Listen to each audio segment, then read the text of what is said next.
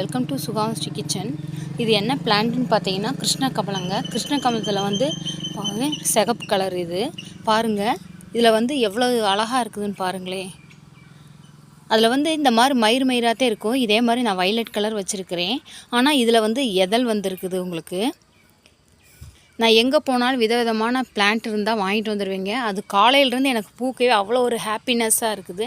பாருங்கள், 25 லிட்டர் கேனில் தான் நாங்கள் எப்படி வலை போட்டு வச்சுருக்கோம் பாருங்களே.